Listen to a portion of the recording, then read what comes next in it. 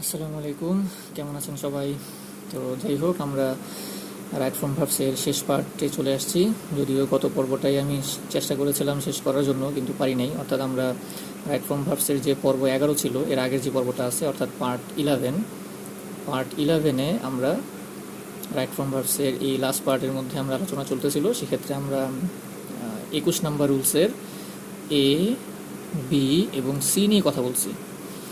অর্থাৎ right from ভার্বের পর্ব 11-তে লাস্ট পার্টের পর্ব 11 আর কি যদি বলি। গত পর্বটা আমি ভাবছিলাম শেষ করতে পারবো, কিন্তু পারি নাই। তো আজকে আমরা পার্ট 11-এর ধারাবাহিকতায়, অর্থাৎ শেষ পার্টটা আজকে আমাদের ইনশাল্লাহ শেষ হয়ে যাবে। এবং আমি রুলস 21-এর এ, বি, সি নিয়ে পর্ব 11-তে কথা বলেছি। আজকে আমরা কথা বলবো রুলস 21-এর এরপর থেকে, অর্থাৎ ডি এবং যদি আরও থাকে সেটা। তাহলে চলুন আমরা রুলস 21-এর ডি নিয়ে কথা বলি। তাহলে আমরা চলে যাব রুলস 21-এর ডি, অর্থাৎ রুলস 21-এর এ, বি, সি তিনটা গত পর্বে আলোচনা হয়েছে। তো আজকে আমরা কি দেখব? ডিতে দেখব আমরা কিছু কিছু ক্ষেত্রে এই ধরনের একটা সিন্স ব্যবহৃত হয়। সিন্সের একটা ব্যবহার দেখবো আজকে আমরা। সিন্স দুইটা অর্থে ব্যবহৃত হয়। একটা অর্থ হচ্ছে যেহেতু, এবং এই ক্ষেত্রে এই সিন্সটা হচ্ছে কনজাংশন। আরেকটা সিন্স আছে যেটা অর্থ সাধারণত যেহেতু হয় না, সেটা অর্থ হয় একটা যে টাইপের অর্থ দেয়, অর্থাৎ সময় রিলেটেড। অনেক দিন হয়ে গেছে যে, হ্যাঁ, এরকম একটা ডট ডট দিলাম আমি এখানে, অনেক দিন হয়ে গেছে যে, 10 বছর হয়ে গেছে যে, এরকম অর্থ হয়। এবং এই ক্ষেত্রে এটা অ্যাডভার্ব। আবার কিছু কিছু ক্ষেত্রে এটা অ্যাডভার্বিয়াল কনজাংশনও বলে অনেকে। আচ্ছা, যাই হোক, তা আমরা এখন দুটো ব্যাপারই দেখব যে সিন্স কখন যেহেতু অর্থে ব্যবহৃত হয় এবং সেক্ষেত্রে ভাবটা কেমন হয়। যেমন দেখেন, আমরা যদি বলি যে সিন্স আই হেল্পড হার, যেহেতু আমি তাকে সাহায্য করেছিলাম, শি বিকেইম হ্যাপি, তাহলে সেহেতু সে অনেক খুশি হয়েছিল বা আনন্দিত হয়েছিল। তাহলে দেখেন, এই যে সিন্সটা যেহেতু অর্থে যেটা ব্যবহৃত হচ্ছে, বা এটা আগে পর হতে পারে, এটা এই বাক্যটা আগে আসতে পারে যে she বিকেইম happy since I help হার, এটা হতে পারে। তো এই ক্ষেত্রে অর্থ কী দাঁড়ালো? যেহেতু আমি তাকে সাহায্য করেছিলাম সেহেতু সে হ্যাপি হয়েছিল। আর ভার্বের ব্যবহারটা কী দাঁড়ালো? সেম। অর্থাৎ এটা যেই টেন্সে, এটা V2, দেখেন এটাও V2 করছি, অর্থাৎ সেম টেন্স। তার মানে বোঝা গেল যে যখন সিন্স যেহেতু অর্থে ব্যবহৃত হবে, তখন তার ভার্বটা হবে, দুইটা অংশের ভার্ব হবে সেম টেন্সই। টেন্সের আপনার ভার্ব, মানে টেন্সের বিভার্বগুলো চেঞ্জ হতে পারে। যেমন আমরা কখনো এটা যদি এটা হেল্প আছে, আমি এখানে করতে পারতাম যে শি ওয়াজ হ্যাপি, অর্থাৎ বিকেম না লিখে লিখতে পারতাম শি ওয়াজ। অর্থাৎ ভার্বের রূপ চেঞ্জ হতে পারে, কিন্তু মানে টেন্সটা সেম থাকবে। যেমন দেখেন, সিন্স আই হেল্পড হার, যেহেতু আমি তাকে সাহায্য করেছিলাম, শি ওয়াজ হ্যাপি, এটাও যা অর্থ, সে খুশি ছিল। আবার সে বিকেম হ্যাপিও কিন্তু কাছাকাছি অর্থ মিন করে। তাই আমি ওয়াজ দেই আর বিকেম দেই, ওয়াজও কিন্তু V2 এখানে, তাই নয় কি? কারণ আমি যদি শুধু ওয়াজ দিয়ে করতাম যে শি ওয়াজ হ্যাপি, তাহলে ওয়াজ ছাড়া তো কোনো ভার্ব নাই, তাহলে ওয়াজ এখানে মেন ভার্ব, তাহলে ওয়াজ এখানে V2, মানে পাস্ট ইনডিফিনিট টেন্স।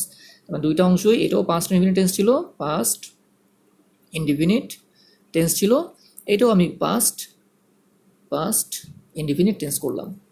তাহলে বোঝা গেল সিন্স যখন যেহেতু অর্থে ব্যবহৃত হয়, তখন দুইটা অংশের ভার্ব কি হয়? সেম টেন্সে হবে। তো গেল একটা। এবার আমরা এটা চলে গেল। এবার আসবো যে অর্থে। এটাই আমাদের মূল উদ্দেশ্য, অর্থাৎ এটা যদি পরীক্ষা বেশি আসে। যেমন বলা হলো যে ইট পাস্ট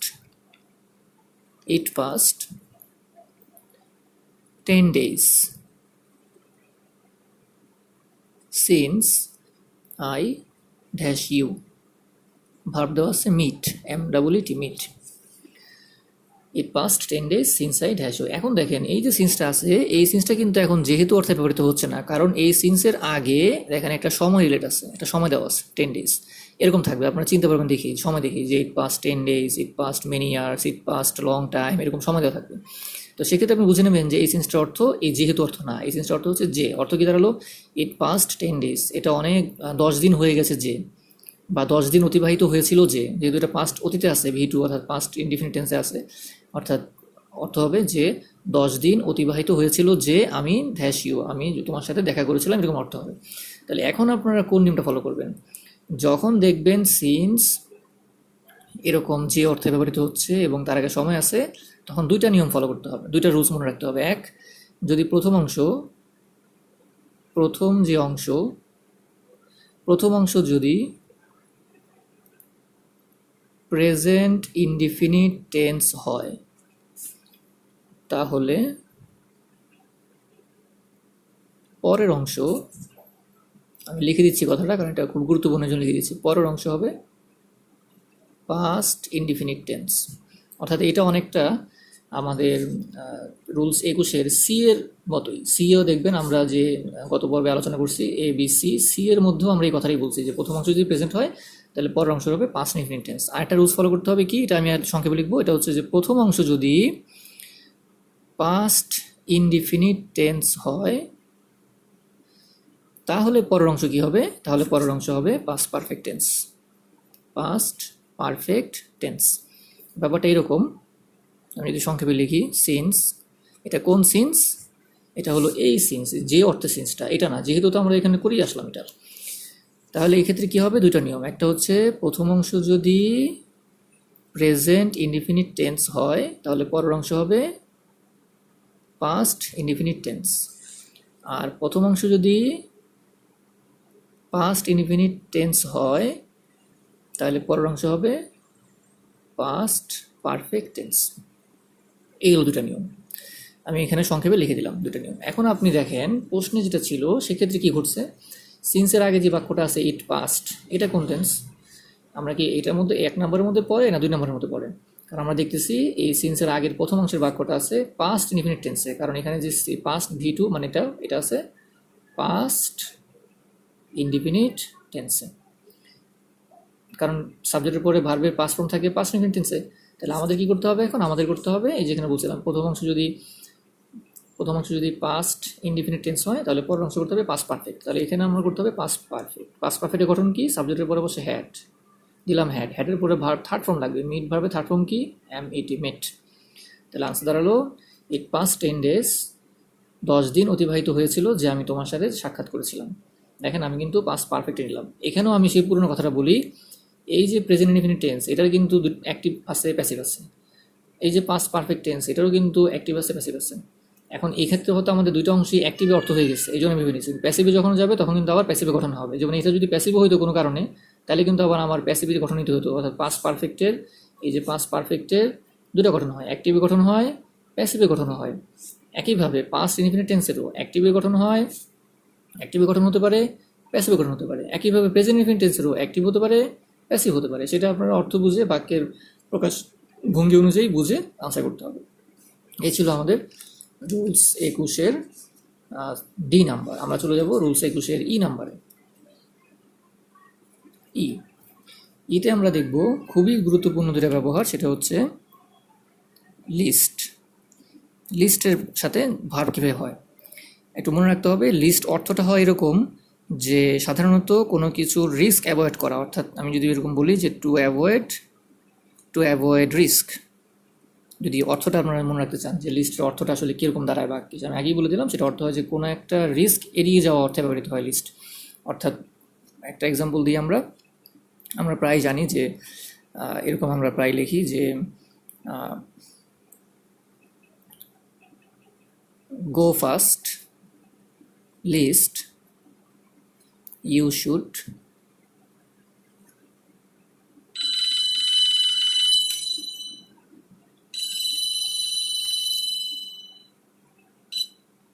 আচ্ছা তাহলে আমরা লিখি যে you should miss the bus. এটা আমরা প্রায় অনেকেই জানি যে go fast, lest, you should miss the bus. এটা খেয়াল করেন, এই যে লিস্ট মাঝখানে আছে, শুরুতে একটা বাক্য আছে, পরে একটা বাক্য আছে, তাই নয় কি? তাহলে কেন এখানে এই পরের বাক্যে এখানে শুড প্লাস V1 হলো, অর্থাৎ শুড মিস কেন হলো? এটা আমরা অর্থটাকে দেখি, অর্থটা কি দাঁড়ায়? অর্থ হচ্ছে যে দ্রুত যাও, তা না হলে you should miss the bus, তুমি বাসটা মিস করতে পারো। অর্থাৎ এই যে দেখেন টু অ্যাভয়েড রিস্ক কেন বলছিলাম, অর্থাৎ কোনো একটা ভবিষ্যতে কোনো একটা কাজের রিস্ক এড়িয়ে যাওয়া, অর্থাৎ যাতে ভবিষ্যতে সেই কাজটা যেন কোনো রিস্ক না থাকে সেই অর্থে আমরা লিস্ট ব্যবহার করি। অর্থাৎ অর্থটা হচ্ছে এরকম যে তুমি যেন ভবিষ্যতে তোমার জন্য কি বলে বাস যদি তুমি মিস না করো, অর্থাৎ এই রিস্কটা যেন না থাকে, তাই তুমি গো ফাস্ট দ্রুত যাও, এই অর্থে লিস্ট ব্যবহৃত হয়।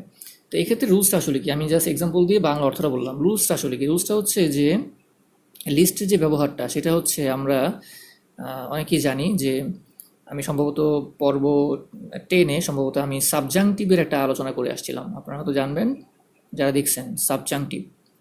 তো আমি যারা আজকে দেখতেছেন সাবজাংটিভ কথাটা তাদেরকে বলি, আমার এই এই আলোচনায় সম্ভবত 9 অথবা 10 নম্বর পর্বে আমরা সাবজাংটিভ নিয়ে কথা বলছিলাম। লিস্ট মূলত এই সাবজাংটিভের মতো ব্যবহৃত হয়। এখন সাবজাংটিভ মানে কি আমি এখানে আর ব্যাখ্যা দিব না, এখানে ব্যাখ্যা হচ্ছে যে এখানে ভার্বের ভার্বের বেসিক রূপ হয়, বেসিক ফর্ম বা বেসিক রূপ হয়। এখন এই সাবজাংটিভের ভার্বের বেসিক ফর্ম কি, বেসিক রূপ কি, সেটা আপনারা আমার এই সাবজেক্টিভের রুলস দেওয়া আছে টাইটেল সহ, এটা দেখে নিন। আমি জাস্ট এখানে শুধু বললাম যে লিস্টের ক্ষেত্রে পরবর্তী সেন্টেন্সের ভার্বটা, আবার বলি আমি লিস্টের ক্ষেত্রে এটা না প্রথম সেন্টেন্সটা না পরের সেন্টেন্সটা, দ্বিতীয় সেন্টেন্সের ভার্বটা অর্থাৎ এই সেন্টেন্সের ভার্বটা সাবজাংটিভ রূপে বসে। অর্থাৎ সাবজাংটিভের রূপ কি, সাবজাংটিভের রূপ হচ্ছে বা সাবজাংটিভের নিয়ম হচ্ছে ভার্বের বেসিক ফর্ম হয়। অর্থাৎ এখন ভার্বের বেসিক ফর্ম কি, যেমন গো এর বেসিক ফর্ম গো, অ্যামিজারের বেসিক ফর্ম কি, অ্যামিজারের basic form be, have has হ্যাডের বেসিক ফর্ম কি, হ্যাভ হ্যাজ হ্যাডের বেসিক ফর্ম হ্যাভ। এগুলো আমি আলোচনা করে আসছি সাবজেক্টিভের রুলসে, দেখবেন। অর্থাৎ লিস্টের বেসিক নিয়মটা হচ্ছে লিস্টের পর পরবর্তী সেন্টেন্সের ভার্বটা হবে সাবজেক্টিভের নিয়ম অনুযায়ী, নাম্বার 1।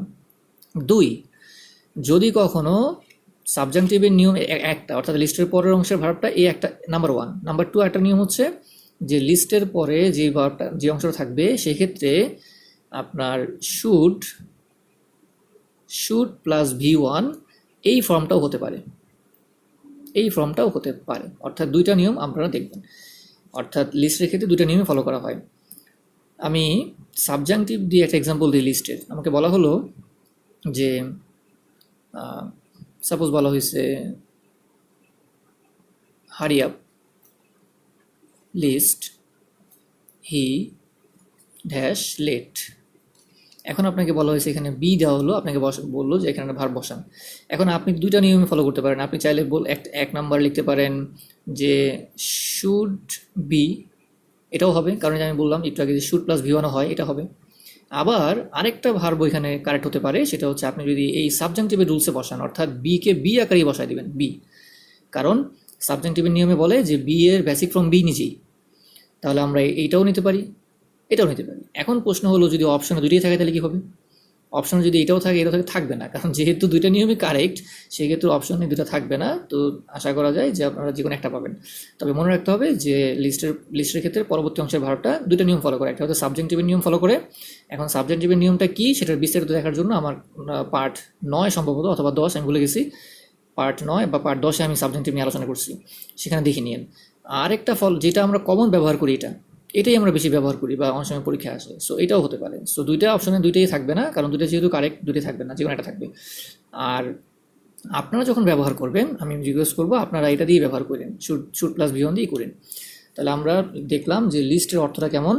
লিস্ট অর্থ হচ্ছে কোনো একটা রিস্ক এড়িয়ে যাওয়ার জন্য কিছু একটা করা, যেমন এখানে বলতেছে গো ফাস্ট, দ্রুত যাও। কেন দ্রুত যাবা? কারণ তোমার যেন বাস মিস করার রিস্ক না থাকে, ব্যাপারটা এরকম যে you should miss the bus. একই অর্থ এখানেও হবে, অর্থাৎ এখানে hurry up lest he should be late, অর্থাৎ তার জন্য লেট না হয়ে যায়, অর্থাৎ লেট না হওয়ার রিস্ক যেন এড়িয়ে যেতে পারে সেজন্য তাকে বলতেছে হারি আপ, তাড়াতাড়ি যেতে। এবং এই বি দিলেও সেম অর্থে দাঁড়াবে। এই ছিল আমাদের লিস্ট। এবার আমরা F নাম্বারে চলে যাব। যারা লিস্ট বুঝছেন তারা F নাম্বারটা আশা করি বুঝবেন। F নাম্বারে আমরা দেখব হচ্ছে ইন কেসের ব্যবহার, খুবই গুরুত্বপূর্ণ। ইন কেস, ইন কেস অর্থটা আবার কেমন দাঁড়ায়? ইন কেস অর্থ হয় সাধারণত বলা হয়ে থাকে যে ভবিষ্যতে কোনো একটা কাজের পূর্ব প্রস্তুতি হিসাবে কোনো একটা ব্যবস্থা গ্রহণ করা, এরকম অর্থে আমরা ইন কেস ব্যবহার করব। আসলে এটা এক্সাম্পল না দিলে বুঝবেন না। যেমন আমি যদি বলি ধ্যান বলা হলো যে I I shall have some money, I shall have some money in case I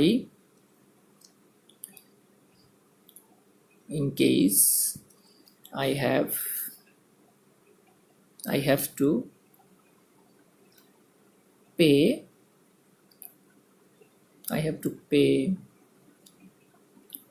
in the bus, suppose এটা দিলাম এক্সাম্পল। এখন খেয়াল করেন এখানে কি বলতেছে যে I shall have some money in case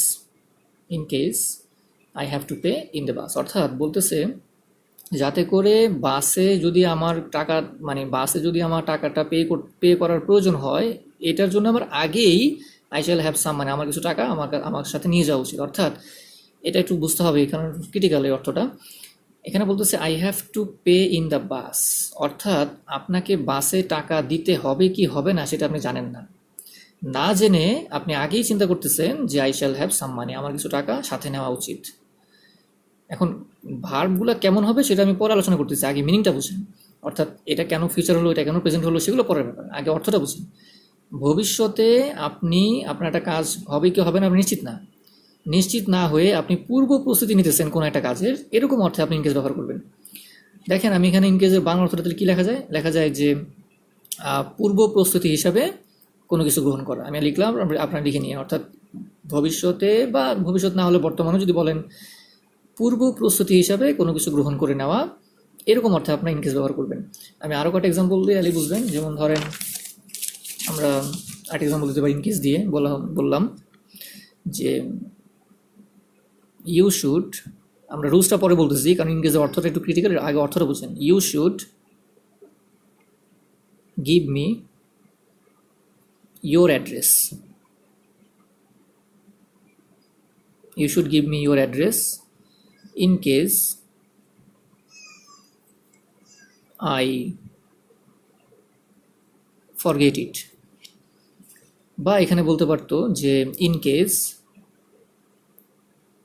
I can't find you। আমি কয়েকটা প্যারামিটার দিয়ে বোঝাচ্ছি যাতে করে আপনারা বুঝতে পারেন। যে ইন কেসের পরে বলছে আই ফরগেট ইট, বা বলতে পারতো in case I can't find you. খেয়াল করেন বলতেছে you should give me your address, তোমার উচিত তোমার অ্যাড্রেসটা আমাকে দেওয়া। ইন কেস অর্থ কেমন দাঁড়ালো, ইন কেস আই ফরগেট ইট, আমি হয়তো ভুলে যেতে পারি, অর্থাৎ আমি হয়তো তোমাকে নাও খুঁজে, বলছে আই কান্ট ফাইন্ড ইউ, আমি তোমাকে নাও খুঁজে পেতে পারি। দ্যাট মিনস আমি ভুলে যাব কি না বা আমি তোমাকে খুঁজে পাবো না কি না সেটা নিশ্চিত না হয়ে আপনি পূর্ব প্রস্তুতি হিসেবে আপনি বলতেছেন যে তোমার আগেই আমাকে কী করতে হবে, অ্যাড্রেসটা দিয়ে দেওয়া উচিত। অর্থাৎ এই জন্যই বলছিলাম ইনকেস অর্থ হচ্ছে যে ভবিষ্যতে কোনো একটা কাজ হবে কি হবে না সেটা নিশ্চিত না হয়ে পূর্ব প্রস্তুতি গ্রহণ করা, এরকম অর্থে আমরা ইনকেস ব্যবহার করি।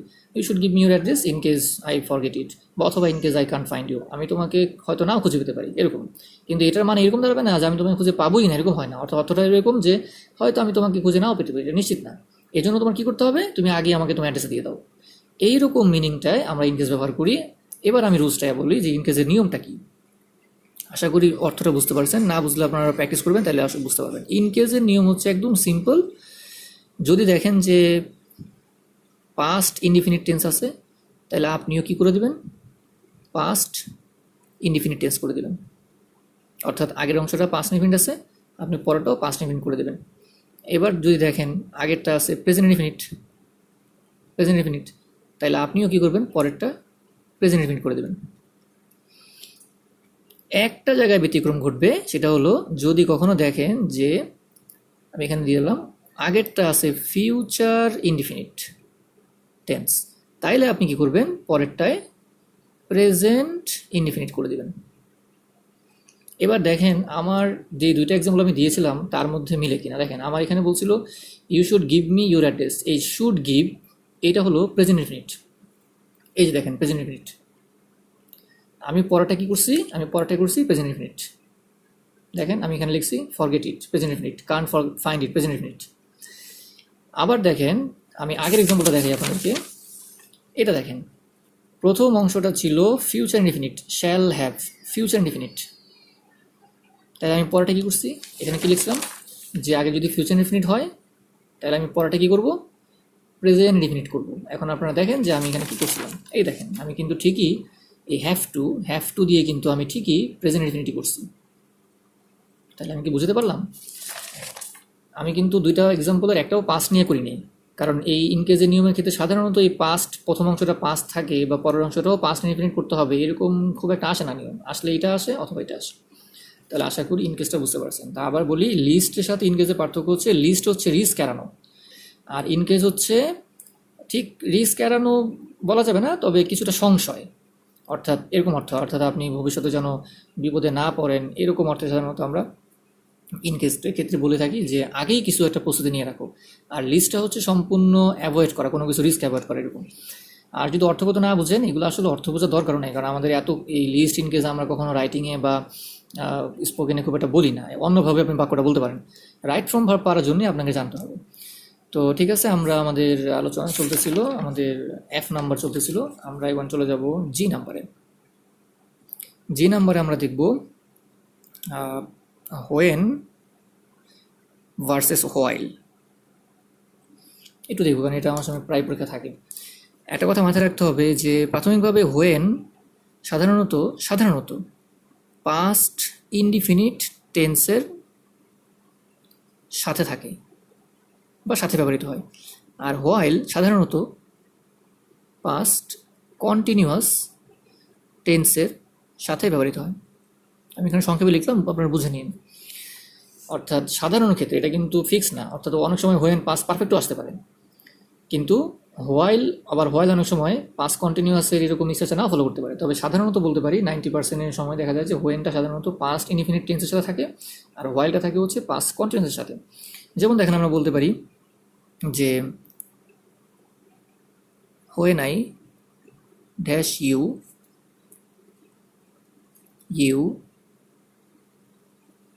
Ran away. এখন এখানে আপনাকে ভার্ব দিল সি। দেখেন এখানে হোয়েন আছে, বলা হচ্ছে যখন আমি তোমাকে দেখেছিলাম তখন তুমি দৌড়ে পালালে, তাহলে সি এর আমি পাস্ট ফর্ম দিয়ে দিব স। হোয়েন আই স ইউ, এই যে পাস্ট, এই যে দেখেন হোয়েন বলছিলাম, হোয়েন সাধারণত পাস্ট ইনডিফিনিটের সাথে ব্যবহৃত হয়। তাহলে হোয়েনের ঠিক পরে এরকম ভাব হলো ম্যাক্সিমাম ক্ষেত্রেই পাস্ট ইনডিফিনিট টেন্স হয়। আর আমরা যদি হোয়াইল দিয়ে বলি, তাহলে দেখেন বলবো while I was going I saw you. এখন খেয়াল করেন, এখানে আমি আর এক্সাম্পল মানে ভার্ব দিলাম না, সরাসরি বাক্য লিখে দিলাম, কারণ সময় আমাদের চলে যাচ্ছে, আমাদের আজকের পর্বে মোটামুটি শেষ করতে হবে। দেখেন আমি কিন্তু হোয়াইলের সাথে যে বাক্যটা লিখছি সেটা কিন্তু ওয়াজ গোয়িং, অর্থাৎ পাস্ট কন্টিনিউয়াসে করছি। এটা কিন্তু পাস্ট কন্টিনিউয়াস করিনি, অর্থাৎ এখানে যে বললাম হোয়াইলের সাথের বাক্যটা, অর্থাৎ হোয়াইল পাস্ট কন্টিনিউয়াস সাথে থাকে, মানে কি যে হোয়াইলের ঠিক পরে যে বাক্যটা থাকে এই বাক্যটা, এইটা হবে পাস্ট কন্টিনিউয়াস। হোয়েনের সাথে পাস্ট ইনডিফিনিট মানে কি, হোয়েনের ঠিক পরে যে বাক্যটা থাকে, যে এই বাক্যটা, এটা হবে পাস্ট ইনডিফিনিট। পরের বাক্যটা পাস্ট ইনডিফিনিট হইতেও পারে, না হতে পারে, ওটা ইম্পর্টেন্ট না, বাট হোয়েনের সাথেটা সাধারণত পাস্ট ইনডিফিনিটই হয়। তবে হোয়েনের ক্ষেত্রে কিছু কিছু ক্ষেত্রে ব্যতিক্রম দেখা যায়, সেটা আমি এখানে আলোচনা করতে যাচ্ছি না, কারণ এত ডিটেলস আমার জানার দরকার নেই খুব একটা। তবে ইন জেনারেল বলতে পারি, সাধারণত হোয়েনের ঠিক পরে যে বাক্যটা হয় সেটা হয় পাস্ট ইনডিফিনিট, আর হোয়াইলের ঠিক পরে যে বাক্যটা হয় সেটা হয় পাস্ট কন্টিনিউয়াস। আরেকটা কথা মাথায় রাখতে হবে, আমরা কিন্তু হোয়াইল দিয়ে একটা এক্সাম্পল দিয়ে আসছিলাম আগে একটা পর্বে, সেটা বলছিলাম যে হোয়াইল অনেক সময় হোয়াইলের ঠিক সাথেও ভার্ব আইএনজি নেয়। এটাও কিন্তু হতে পারে হোয়াইলের ব্যবহার কোনো প্রকার সাবজেক্ট ছাড়া বা ওয়াজার ছাড়া। কেমন, আমরা বলতে পারি যে while going there I saw you, এটাও বলতে পারি। তাহলে খেয়াল করেন, এই যে এখানে কিন্তু হোয়াইলের পরে সরাসরি ভার্ব আইএনজি করে দিচ্ছি, এটাও হতে পারে, অর্থাৎ হোয়াইলের পরে সরাসরিও ভার্ব আইএনজি হতে পারে। এটা নিয়ে আমি আরেকটা পর্বে আলোচনা করছি, এই জন্য আপনারা একটু বুঝে নিন যে হোয়াইলের পরে সাবজেক্ট নাও থাকতে পারে, সরাসরি ভার্ব আইএনজি হতে পারে, যে এখানে সরাসরি গোয়িং আইএনজি হয়ে গেছে, আবার সাবজেক্ট থাকলেও ওয়াজ দিয়েও আইএনজি হবে, এরকম। এই ছিল হোয়েন এবং হোয়াইল। এরপরে আমরা যাব হচ্ছে এইচ নাম্বারে আমরা দেখব খুব কমন একটা ব্যবহার, আমরা প্রায় করে আসছি, এটা আমি টেন্সের ক্লাস আলোচনা করছিলাম, সেটা হচ্ছে বিফোর আগে এবং বিফোরের পরে। আমরা জানি যে বিফোরের আগে হয় পাস্ট পারফেক্ট টেন্স, আর বিফোরের পরে হয় পাস্ট ইনডিফিনিট টেন্স। আমরা এটা নিয়ে সম্ভবত টেন্সের ক্লাস আলোচনা করছি বিস্তারিত, এই জন্য এখানে আর বিস্তারিত ব্যাখ্যা করতেছি না, জাস্ট একটু বলে দিই যে বিফোরের আগে যদি ভার্ব হয় সেটা হয় পাস্ট পারফেক্ট টেন্স, মানে বিফোর যখন কনজাংশন হবে তখন তার আগে হবে পাস্ট পারফেক্ট টেন্স, পরে হবে পাস্ট ইনডিফিনিট টেন্স। আর এটা উল্টা যায় হচ্ছে আফটারের ক্ষেত্রে, আফটারের আগে এটা উল্টা যাবে, এটা হবে পাস্ট ইনডিফিনিট টেন্স, আর এখানে হবে পাস্ট পারফেক্ট টেন্স। আমরা একটা এক্সাম্পল দিই, যেমন বলা হয়েছে I dash you before you dash, দুইটা ভার্ব দেওয়া আছে, এখানে বললো, এখানে আপনাকে বসাতে বলছে সাপোজ সি, আর এখানে আপনাকে বসাতে বলছে সাপোজ লিভ, দুইটা ভার্ব দেওয়া আছে। এখন আপনি দেখেন বিফোর আছে, বিফোরের আগে আপনি কি করবেন, পাস্ট পারফেক্ট টেন্স, তাহলে সি হবে আই হ্যাড সিন, হ্যাডের পর থার্ড ফর্ম, আর পরে কি বলছে পাস্ট ইনফিনিট, তাহলে কি বলবেন লেফট, কি করবেন লেফট। এখন যদি এটা ঘুরে আনতাম, এগুলোর অর্থ কি, কেমন করে ব্যবহৃত হয়, মানে এগুলোর বেসিক বাংলা কি, সেগুলো নিয়ে কিন্তু আমি টেন্সের ক্লাসে আলোচনা করছি, সেটা আপনারা দেখে নিন। আজকে জাস্ট আমি খালি ভাবটা কথা বলছি, এগুলো অর্থ কিন্তু বুঝতে হবে, আপনারা টেন্সের ক্লাসের অর্থটা পাবেন। এরপরে সেমভাবে যদি আমি বলি যে I dash you after you dash, same verb দিলাম, যেখানে আপনি সি বসান। এখন দেখেন আফটার আছে, তাহলে আফটার আগে আপনি কি বসাবেন, পাস্ট ইনফিনিট, তাহলে কি লিখবেন আই স। আর এখানে কি লিখবেন, ইউর পরে আফটারের পরে এই যে বলছিলাম পাস্ট পারফেক্ট টেন্স, এবার এখানে হবে হ্যাভ হ্যাড হ্যাড লেফট, কারণ লিভ যদি বসাই হ্যাড লেফট, কারণ পাস্ট পারফেক্ট বসাতে হচ্ছে। এই হলো আমাদের বিফোর আফটারের ব্যবহারটা। এটা আমি জাস্ট কাল সংক্ষেপে বলে দিলাম, এটার বাংলাগত অর্থটা বুঝতে হবে, এটা আপনারা পাবেন হচ্ছে আমার টেন্সের ক্লাসে, অর্থাৎ একদম ফার্স্ট পর্ব বা সেকেন্ড পর্ব হয়তো পাবেন। আমরা এইচ আলোচনা করলাম, আমরা আই নাম্বার দিয়ে আজকে পর্বটা শেষ করব, সেটা হচ্ছে অর। অরের ক্ষেত্রে আমরা সবাই জানি যে অরের ক্ষেত্রে সাধারণত যে ঘটনাটা ঘটে, যে আগের যে বাক্যটা থাকে সেটা ইম্পারেটিভ হয়, ন্যাচারালি ইম্পারেটিভ সেন্টেন্স হয়। এই জন্য পরের সেন্টেন্সটা দুটো গঠনে ফলো করতে হয়। পরের সেন্টেন্সটা আমরা ফিউচার ইনডিফিনিট টেন্সের নেগেটিভ করি, ফিউচার ইনডিফিনিট টেন্সের নেগেটিভ করি। যেমন আমরা বলি যে go or you will not pass, এরকম বলি, মানে ফিউচার ইনডিফিনিট নেগেটিভ করতে হয়। অথবা অনেক সময় নেগেটিভ আবার দুইভাবে করা যায়, নেগেটিভ নট দিয়েও করা যায়, আবার নেগেটিভ কিছু নেগেটিভ ভার্ব দিয়েও করা যায়। আমি এক্সাম্পল দিলে আপনার ব্যাপারটা ক্লিয়ার হবে। যেমন আমি এখানেই বলি, যেমন বলা হলো যে go or you will not get me. খেয়াল করেন, এই যে অরের পরে আমি ভার্ব দিলাম, উইল নট নেগেটিভ করলাম, উইল নট গেট নেগেটিভ করলাম, নট দিয়ে নেগেটিভ করলাম। কেন, আমি নট ছাড়া নেগেটিভ করতে পারি, আমি বলতে পারি না যে go or you will miss. তাহলে দেখেন সবসময় নট দিয়ে নেগেটিভ করা যায় না, কিছু নেগেটিভ ভার্ব দিয়েও নেগেটিভ করা যায়, মিস কিন্তু নেগেটিভ ভার্ব। অর্থাৎ এক কথায় আপনি ফিউচার ইনডিফিনিট টেন্স করবেন, সেটা প্রয়োজনে নেগেটিভ দিয়ে করতে পারেন। এই হলো আমাদের অর। মাঝে মাঝে অরের জায়গায় আদারওয়াইজ থাকে, দেখে নেবেন। আমরা লাস্ট পর্ব অর্থাৎ আমরা আই জে অর্থাৎ জে নিয়ে কথা বলবো, এটা দিয়ে আজকে শেষ করব, আর আশা করা যায় এর বেশি আপনাদের লাগবে না। তো যে নাম্বারে কি আছে, যে নাম্বারে আমরা দেখবো আরেকটা কনজাংশন, যেমন আমরা জানি প্রায় যে নো সুনার অথবা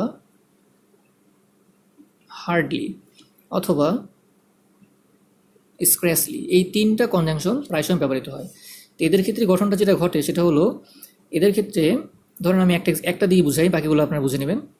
নো সুনার থাকলো ফার্স্টে, নো সুনারের ঠিক পরে হ্যাড থাকবে, হ্যাডের পরে সাবজেক্ট দিবে নো সুনার হ্যাড আই, তারপরে দিবে এখানে verb third form had I seen, তারপরে মনে করেন দেন দিল, দেন দেওয়ার পরে no sooner had I seen you than you left. আমি একটা এক্সাম্পল দিয়ে বোঝাচ্ছি, তাহলে কি ঘটনা ঘটলো, নো সুনারের ঠিক পরে দেখেন হ্যাড প্লাস ভি3, এই হ্যাড প্লাস ভি3 অর্থাৎ একটা সাবজেক্টের পরে গিয়ে ভি3 হবে, ভি3 কিন্তু হ্যাডের সাথে একসাথে হবে না, আগে সাবজেক্টের আগে হ্যাড তারপরে ভি3, এই হ্যাড প্লাস ভি3। দ্যাট মিনস আপনারা বলেন তো এটা কোন টেন্সের স্ট্রাকচার, এটা হলো পাস্ট পারফেক্ট টেন্সের গঠন। এই যে হ্যাড আই সিন, এটা হওয়া উচিত ছিল I had seen, but had I scene হচ্ছে হ্যাডটা আগে চলে যাবে এবং এই গঠনই বুঝবে। পরের ভার্বটা দেখেন লেফট, এটা ভি2, দ্যাট মিনস এটা হলো পাস্ট ইনডিফিনিট টেন্স। তাহলে বোঝা গেল এই তিনটার ক্ষেত্রেই ভার্বের ব্যাপারটা হচ্ছে প্রথম অংশে হবে পাস্ট পারফেক্ট আর পরের অংশে হবে পাস্ট ইনডিফিনিট, এবং প্রথম অংশের পাস্ট পারফেক্টে হ্যাডটা অবশ্যই সাবজেক্টের আগে হবে, আর এখানে তো এই পরেটা পাস্ট ইনডিফিনিট অবশ্যই ইউ লেফট হয়েছে। আর বেসিক পার্থক্য হচ্ছে এই দুইটার ক্ষেত্রে ভার্ব সেম থাকবে, তবে দেনের জায়গায় হোয়েন চলে আসবে, এটা ভার্বে ব্যবহার না, তাও আমি বলে দিলাম। যেমন আমি যদি এখানে নো সুনার জায়গায় হার্ডলি লিখতাম, তাহলে আমি এখানে দেনের জায়গায় লিখতাম হোয়েন, এই পার্থক্য। কিন্তু ভার্ব সেম থাকবে, ভার্ব এখানেও হ্যাড আই সিন হবে, এরকম হবে, অর্থাৎ হ্যাড প্লাস ভি3 হবে, সাবজেক্টের মাঝখানে থাকবে, আর লাস্ট পার্টটা কী হবে, ভার্বের পাস্ট ফর্ম অর্থাৎ পাস্ট ইনডিফিনিট টেন্স। তো আমরা এক কথা বলতে পারি যে এই তিনটার ক্ষেত্রে ভার্ব হবে, প্রথম অংশের ভার্ব হবে হ্যাড প্লাস সাবজেক্ট প্লাস ভি3, এটা ফার্স্ট অংশের ভার্ব, অর্থাৎ প্রথমে এগুলো থাকবে, তারপরে ভার্ব এটা হবে। আর পরের অংশে ভার্ব হবে কি, পরের অংশে ভার্ব হবে সরাসরি সাবজেক্ট প্লাস ভি2 অর্থাৎ পাস্ট ইনডিফিনিট টেন্স। দুইটা অংশে ভার্ব হচ্ছে। এই মাঝখানে কি থাকবে? মাঝখানে হয় দেন থাকবে, নয় হোয়েন থাকবে। কখন দেন থাকবে? নো সোনার থাকলে দেন থাকবে, যেমন নো সোনার ছিল দেন ছিল, আর বাকি দুটো থাকলে হোয়েন থাকতো। কিন্তু পরের ভাবটা কি? এই যে ইউ লেফট, এটা হলো এই যে দেখেন পাস্ট ইনডিফিনিট। তাহলে আপনারা এটা মনে রাখেন, কারণ এটাও পরীক্ষায় আসে। সো এই ছিল আমাদের রাইট ফ্রম ভার্বসের আলোচনা। আমি অনেক গুছাইয়া চেষ্টা করছি যে আপনাদেরকে রাইট ফ্রম ভার্বগুলো সহজে বোঝানোর জন্য, এবং যেগুলো পরীক্ষা আসে সেগুলো নিয়ে আলোচনা করার জন্য। আশা করা যায় যে আপনারা যদি আমার এই রাইট ফ্রম ভার্বসের পর্বগুলো দেখেন এবং যদি বাসায় প্র্যাকটিস করেন বই থেকে, আশা করা যায় যে কোনো সমস্যা হবে না। আর একটা কথা না বললেই না, যে ভার্বের ব্যবহারের ক্ষেত্রে অবশ্যই আপনাকে অর্থগত ব্যবহারটা একটু মাথায় রাখতে হবে। যদিও আমাদের রাইট ফ্রম ভার্বগুলো সহজেই পরীক্ষা আসে, খুব একটা কঠিন আসে না। আমার এই ক্লাসগুলো মানে আলোচনাগুলো দেখলে আপনি পারবেন। তারপরও আমি বলবো যে কিছু ওয়ার্ড ভোকাবুলারি শিখেন, অর্থাৎ ভোকাবুলারিগুলো যত ভালো আপনার জানা থাকবে তত আপনার জন্য সহজ হবে বোঝা। অনেক সময় দেখা যাবে যে আপনি রুলস দিয়ে মেলাতে পারতেছেন না, তখন আপনার কিন্তু অর্থ কাজে লাগবে। যদিও আমি বলি যে অর্থ ছাড়াও পারা যায়, তবে অর্থটা জানাটাও গুরুত্বপূর্ণ। আর আজকে এই পর্বের মাধ্যমে আমরা রাইট ফ্রম ভার্ব শেষ করলাম। আরও হয়তো অনেক নিয়ম থেকে যেতে পারে, আমার হয়তো হয়তো মনে নাই, বা হয়তো দেখা গেলো যে আমি আলোচনা আনতে পারিনি। কিন্তু আমার বিশ্বাস যে আমার এই যে কটা নিয়ম আলোচনা করছি এর বাইরে পরীক্ষা আসার সম্ভাবনা একেবারে নাই বললেই চলে। তারপর আপনারা বই থেকে পড়েন, এবং আমার সাথে যদি অন্য কোনো রুলস আপনারা পান, নতুন কোনো নিয়ম পান, বা আরও যে রুলসগুলো রয়ে গেল, কারণ আসলে কোনো কিছুরই শেষ বলে শেষ নাই। রাইট ফ্রম ভার্বস অনেক বিস্তারিত আলোচনা। দেখেন একটা টপিক করতে গিয়ে আমাদের প্রায় 12টা ভিডিও করতে হয়েছে, আধা ঘন্টা করে করে। সো ব্যাপকভাবে আলোচনা করতে হয়েছে। সো এগুলো আসলে বোঝা যায় যে রাইট ফ্রম ভার্বটা কত বড় টপিকস। এবং আমি আর একটা কথা বলে দিতে পারি, আমি রাইট ফ্রম ভার্বসের প্রবাবলি 70% আপনাকে দিতে পারছি। এই এতগুলা ভিডিওতে, 12টা ভিডিওতে আধা ঘন্টা করে হয়তো আমি রাইট ফ্রম ভার্বের 70% হয়তো আমি আপনাকে দিতে পারছি। কিন্তু দেখা যাবে যে ওই 20-30% কিন্তু বাকি রয়ে গেল। সো এই বাকি পার্ট যা রয়ে গেল সেগুলো হয়তো ইম্পর্টেন্ট না, বাট তাও জানতে হবে। আপনারা বই থেকে পড়লে আশা করি পারবেন। আর আমার এই 70% রুলস থেকে আশা করি আপনারা পরীক্ষায় 100% কমন পাবেন। আমি একদম কনফিডেন্টলি বলতে পারি, এর বাইরে আপনারা দেখবেন কখনোই আসবে না। আর তারপরেও যদি আপনারা অন্য কোনো নিয়ম যেটা আমি আলোচনা করি নাই সেটা যদি আপনারা পড়ার পর যদি দেখেন যে সমস্যা হচ্ছে, আমাকে জানান, আমি চেষ্টা করবো ওটা নিয়ে আলোচনা করার। আর সম্ভবত এটাই আমার রাইট ফ্রম ভার্ব সংক্রান্ত শেষ আলোচনা ছিল। এবং শুধু তাই না, ঈদের আগ পর্যন্ত আশা করা যায় যে আর সম্ভবত ঈদের আগে আর কোনো ভিডিও বা হয়তো কোনো ক্লাসে আমার সাথে আপনাদের কথাবার্তা বা দেখা সাক্ষাৎ হবে না। সো আপনারা এগুলো প্র্যাকটিস করতে থাকেন, ঈদের বন্ধটা কাজে লাগান। ঈদের দিন বা ঈদের আগের দিন বা পরের দিন হয়তো একটু রিল্যাক্স থাকেন, কিন্তু এছাড়া বাকি সময়গুলো পড়েন। তো সবাইকে ঈদের আগাম শুভেচ্ছা রইল। আর কোভিড-19 কারণে যেহেতু আমরা সবাই লকডাউনে আছি, আপনারা সবাই সরকারি নিয়মগুলো মেনে চলেন, স্বাস্থ্যবিধি মেনে চলেন এবং নিরাপদে থাকেন। আমার জন্য দোয়া করেন। যদি বেঁচে থাকি ইনশাল্লাহ আপনাদের সাথে আবার ঈদের পরে হয়তো হয়তো হয়তো কথা বা দেখা হতে পারে।